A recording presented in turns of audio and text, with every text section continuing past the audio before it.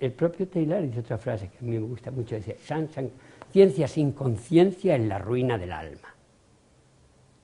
Muy ligado a la idea de la espiritualidad de la que estamos hablando. Ciencia sin conciencia es la ruina del alma, la ruina del espíritu, es la ruina de la esencia. Entonces, yo creo que esto es muy importante. Gandhi dice otra frase muy bonita cuando habla de esos recursos naturales. Él habla de la tierra, que lógicamente es el conjunto de todos esos recursos. Dice, la tierra tiene capacidad para satisfacer las necesidades de todos, pero no la avaricia de algunos. Bien, ¿quién le pone el cascabel al gato y cómo? Porque esa avaricia de algunos está desatada. Y con la capacidad de control que hay, hoy más que nunca, pues nos podemos echar a temblar. Entonces, pero claro, deberían de echarse a temblar también esos algunos, porque estamos todos en la misma barca. Porque si esa aeronave tierra se le hace un agujero y se hunde, ¿qué más me da? Que ese agujero esté aquí en España, o esté en la India, o esté en África, o esté en Estados Unidos, se hunde enterita. Aquí o nos salvamos, o sabemos salvarnos todos, o nos vamos a hundir juntos. Pero, claro, el gran problema que se plantea, que yo creo que tiene nuestra sociedad en gran medida, es la miopía de mirar solo a corto plazo. Es que, claro, los grandes sistemas de que nos hemos dotado, instrumentos de nuevo, económico y político, el económico es el mercado. Y el mercado, la gran tragedia de los bienes comunes, la gran tragedia de las generaciones futuras es que no votan, es que no consumen, perdón. Y como no consumen, lo que os decía antes, sus necesidades futuras no van a estar reflejadas en los precios. Y por lo tanto, el mercado como instrumento no nos sirve cuando tratamos de bienes medioambientales, de esos recursos limitados. Porque no puede, porque las generaciones futuras no consumen.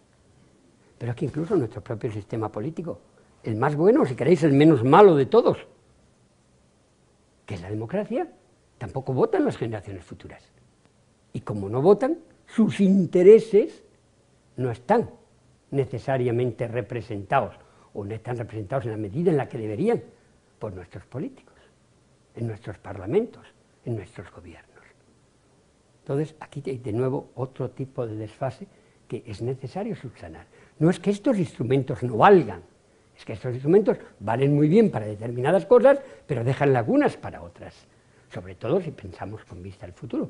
Claro, se han hecho intentos de subsanar estos problemas, se han hecho para corregir ese problema del mercado para regular los precios de los recursos naturales, pues se establecen una serie de tasas internacionales. En la cumbre de Río de Janeiro de 1992, la cumbre de la Tierra, se dice que es imprescindible integrar el coste de la conservación de esos recursos naturales en el coste de la producción del bien que después se venderá. En otras palabras, que cuando yo compro una manzana en el mercado, al integrar el precio debería pagar no solo por el precio de la producción de la manzana, sino también por el precio de la conservación de la diversidad biológica o genética de manzanas, que permitirá a las generaciones futuras seguir consumiendo manzanas.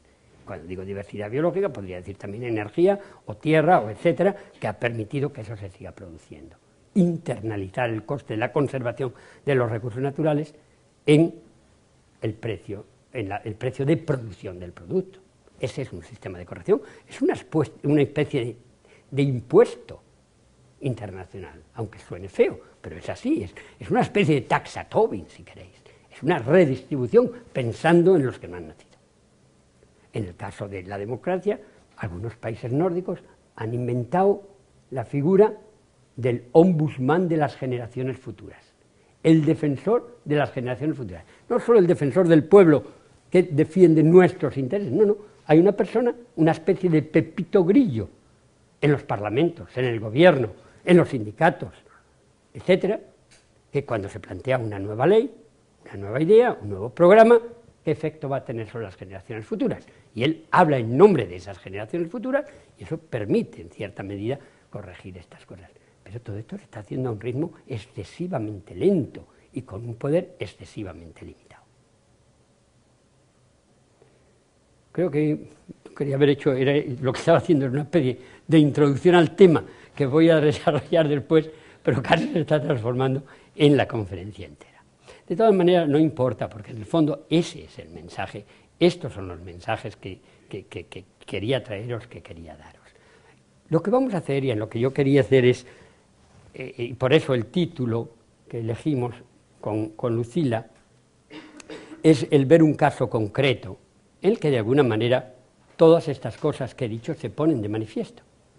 Y además un caso que no nos puede llevar a la desesperanza, porque es un caso en el que se han conseguido unos acuerdos importantes, pues, que integran estas cosas deseables de las que he hablado hace un momentito. Después de casi 30 años de negociaciones, de peleas, etcétera, pero se ha conseguido. Y se ha conseguido en este tema, que va a ser la biodiversidad agrícola, se puede conseguir en muchos otros. Esa es la razón. Ahora, primero permitidme que diga una cosita, que cuando Lucila en su momento me dijo, es que estamos organizando un seminario o unas reuniones en las que es espiritualidad, naturaleza, sostenibilidad. Yo me asusté un poco, la palabra de espiritualidad, ¿cómo se unía esto? Y me fui al diccionario. Y cuando en varios diccionarios encontré que había muchas, o sea, es infinita, la cantidad de definiciones de espiritualidad en el mismo diccionario, a veces te da 20 y 30 significados distintos. Pero hay uno que a mí me gustó mucho y que además coinciden todos. Y habla del espíritu y de la espiritualidad como la esencia de las cosas, como la sustancia pura de las cosas. Literalmente esto es lo que dice, me parece que es María Moliner, la sustancia pura de las cosas, o el de la academia, ya no me acuerdo. Y entonces pone ejemplos, claro, el espíritu de una ley, el espíritu de una reunión, el espíritu de algo es la esencia de ese algo. Es lo valioso, es lo importante de eso. Desde ese punto, incluso hay una cosa más y muy interesante, que dice, espíritu es la naturaleza de las cosas. Y de hecho decimos normalmente, es su propia naturaleza. Ese es el espíritu. Entonces resulta que naturaleza y espíritu, desde esa perspectiva, no es que son cosas que no tengan que ver o incompatibles, es que resulta que es la misma cosa. La naturaleza de las cosas, el espíritu de las cosas. Ahora, luego después está obviamente esa otra versión de naturaleza mucho más amplia, que es el universo, si queréis, y que sobre todo el universo habitado. Pero aún así, volvemos a la idea de unidad, si consideramos esa biosfera en su totalidad y nosotros como parte de la naturaleza, y no como dueños, que en nuestra prepotencia muchas veces hemos querido atribuirnos la idea de dueños de la naturaleza, y la naturaleza, y esa es una esquizofrenia humana, es nuestra esclava, es una mina sin fondo, es una barbaridad, es ridículo. Imagínate que mis células se rebelan y entonces dicen, vamos a controlar al individuo, a este señor que estamos dentro, y nos rebelamos y la controlamos, lo ponemos a nuestro servicio de esta célula. Está perdida la pobre célula, estoy perdido también yo, pero da igual. La célula va a ser la primera que va a sufrir las consecuencias, ¿no? Entonces, en ese contexto, la idea de naturaleza, sea un nivel grande, pero un armónico, sea el nivel de cada individuo como esencia de las cosas y espíritu también en el mismo sentido. Y esto me animó mucho a decirle a Lula, de acuerdo, es un reto muy bonito y vamos a ello, porque se puede. Bueno.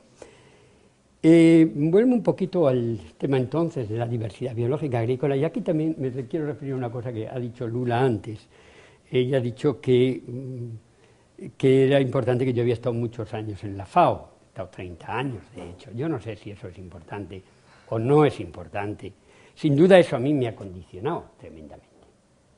Y sin duda las cosas que os digo, cada uno de nosotros es lo que ha vivido y sus experiencias. Entonces, eso han sido mis experiencias durante muchos años y me ha condicionado. Y claro, en la FAO el objetivo principal es acabar con el hambre en el mundo. Entonces, cuando voy a hablar ahora de la diversidad biológica agrícola, ¿cómo andamos de tiempo? Bueno, creo que sí, por lo que me ha dicho antes. De la diversidad biológica agrícola, quiero meterla en un contexto en un contexto que es amplio y que hay 3 conmemoraciones que están ocurriendo este año que tienen importancia en eso. Tú ya has hablado del año jacobeo, y yo ahí veo mucho el año jacobeo y la idea de San Francisco en la naturaleza como cosas muy unidas, y ese contexto es un contexto más o menos religioso. Yo creo que va más allá de las cuestiones religiosas, aunque sus protagonistas sean o hayan sido usados religiosamente, pero que su mente eran mentes abiertas y que han llevado a una serie de cambios. El segundo contexto es el contexto de la diversidad biológica, por eso mi charla va a ser sobre diversidad biológica agrícola, y en eso fijaros bien que este es el año 2010, es el año internacional de Naciones Unidas de la diversidad biológica. Por eso se están haciendo tantas reuniones, por eso hay tanta movilización para concienciar a la opinión pública, a la opinión política, sobre la importancia de esa diversidad biológica. Pero me ha sorprendido desde el primer momento que la mayor parte de esas reuniones, de esos actos, han sido sobre diversidad biológica silvestre. Y cuando a la persona ajena le hablas de diversidad biológica, piensa en el oso panda, piensa en las ballenas, piensa en los rinocerontes o en los leones, y en las especies en peligro de extinción. El oso panda es muy bonito, es muy importante, hay que salvarlo, no cabe ninguna duda, hay que salvar a todos los seres vivos, pero no son los que nos dan de comer. Hay otro tipo de diversidad biológica, mucho menos sexy, pero imprescindible para el Homo sapiens, que es la diversidad biológica agrícola, que es la diversidad biológica del trigo, del arroz, del maíz, de la patata, de la que vamos a hablar ahora después, y sin la cual, y lo vais a ver también con algunas diapositivas que mostraré, sin la cual, si la perdemos, la vulnerabilidad de nuestra especie, no de las otras, es tan grande que la primera especie que va a estar en peligro de extinción es el Homo sapiens. Y entonces a esa es a la que yo me voy a referir después en la charla. El tercer elemento del contexto es el hambre. Y es justamente esa diversidad biológica agrícola la que puede servirnos de manera fundamental para combatir el hambre en el mundo. Mirad, habéis oído mucho hablar de las cifras del hambre, pero voy a insistir porque quiero acercar esas cifras a las dimensiones que nosotros somos capaces de entender. El año pasado superamos por primera vez en la historia de la humanidad los 1.000 millones de hambrientos. Este año se dice, se ha reducido ligeramente, es verdad, pero siguen siendo 930 millones de hambrientos. Y hace 15 años eran solo, entre comillas solo, 856 millones. O sea que en cualquier caso hemos empeorado mucho. Se ha reducido este año por una serie de coyunturas de las cuales no necesariamente somos responsables. Pero esa cifra de cerca de 1.000 millones de hambrientos, ¿qué significa? Significa que mueren de hambre. Hoy, cada año mueren de hambre unas entre 15 y 17 millones de personas.